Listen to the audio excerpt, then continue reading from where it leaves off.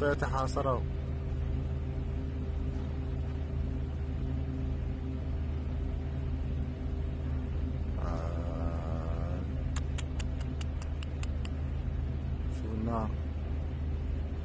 After an American tanker caught fire in the northern part of the Persian Gulf in Iraqi waters following an Iranian missile strike, combat alert was raised on the American aircraft carriers operating in the region.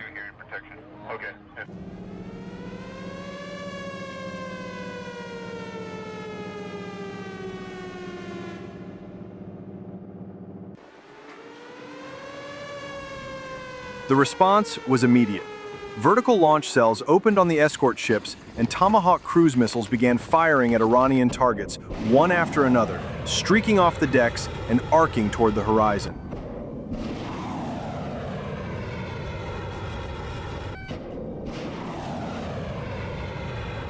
Across the carrier and its escort vessels, soldiers and sailors started moving to their defensive positions along the entire perimeter of the ships. Weapons lockers were opened, equipment distributed, stations manned. Snipers set up their rifles on elevated platforms along the superstructure. On the lower deck of the carrier, Marines assembled and received a quick briefing. They were being sent to Allied bases in the Middle East and needed to be ready to move fast. Officers ran through the mission: transport method, destination, actions on arrival. The briefing lasted minutes.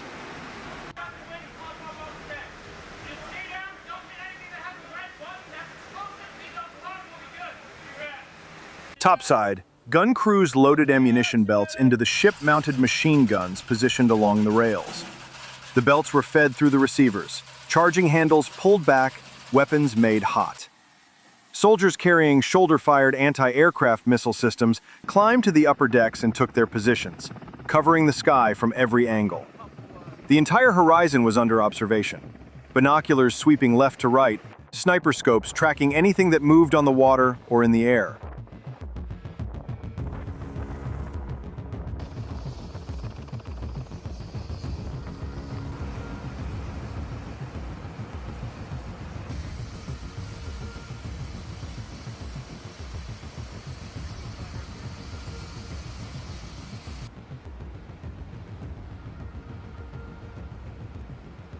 Once the machine guns were loaded and locked, the gunners ran test bursts. Short controlled fires into clear water to confirm the weapons were cycling properly, feeding correctly, and ready to defend the carrier against an aerial attack. Brass casings rattled across the deck plates. The guns worked. Every weapon on every ship in the formation was confirmed operational. The entire strike group was now at full combat readiness.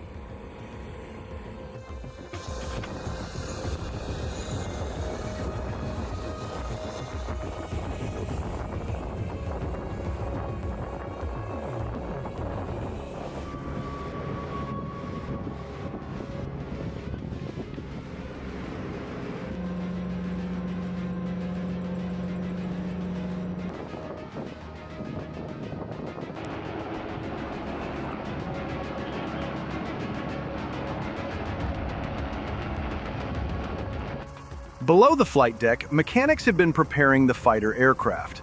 Missiles were mounted on the pylons, fuel tanks topped off, avionics tested, control surfaces checked.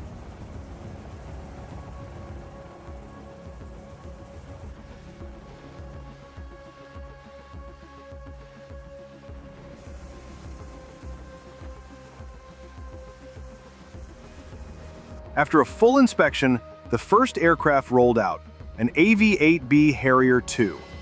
The pilot taxied to the runway, increased engine power, and took off horizontally from the deck, transitioning to level flight and rapidly gaining altitude.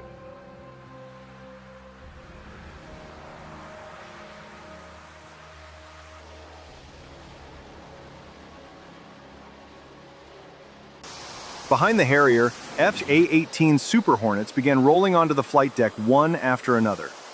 Each one hooked up to the catapult, ran up to full power, and launched off the bow.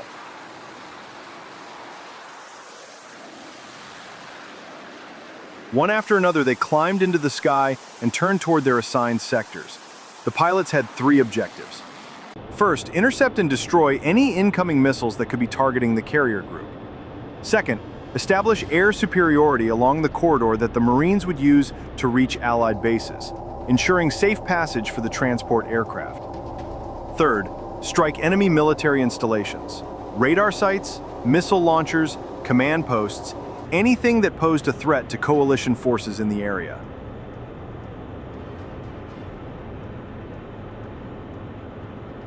On the carrier deck, the Marines moved toward the V-22 Ospreys parked on the aft section.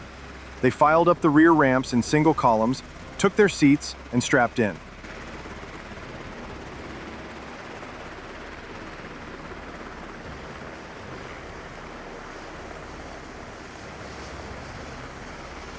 The Ospreys started their engines, rotors spinning up in helicopter mode.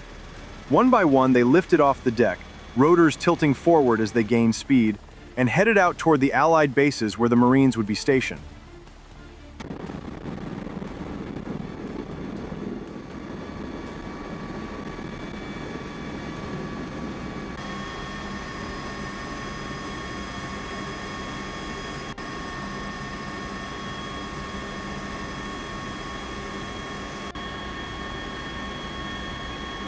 A second group of Marines boarded a Marine transport helicopter through the side door. Full combat loads, rifles, body armor, packs, ammunition. The helicopter lifted off and followed the same route as the Ospreys, carrying its Marines to the same operational area.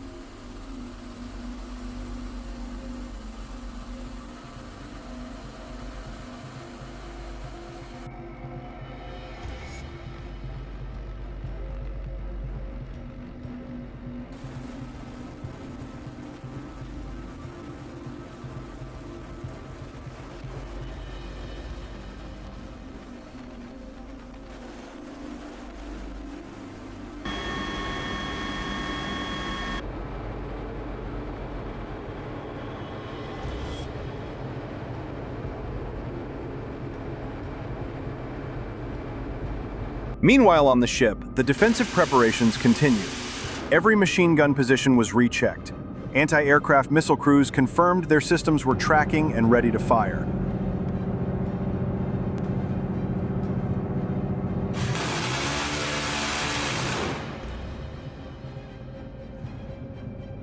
Attack helicopters on the flight deck were being armed with door-mounted machine guns and loaded with ammunition for escort duty.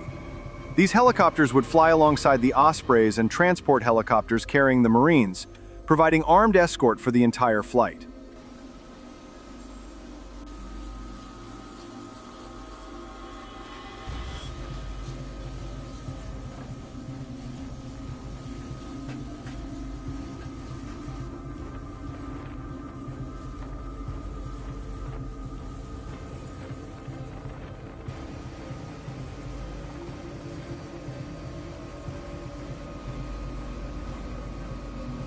If Iranian drones appeared along the route, the helicopter gunners would engage and shoot them down before they could reach the transport aircraft.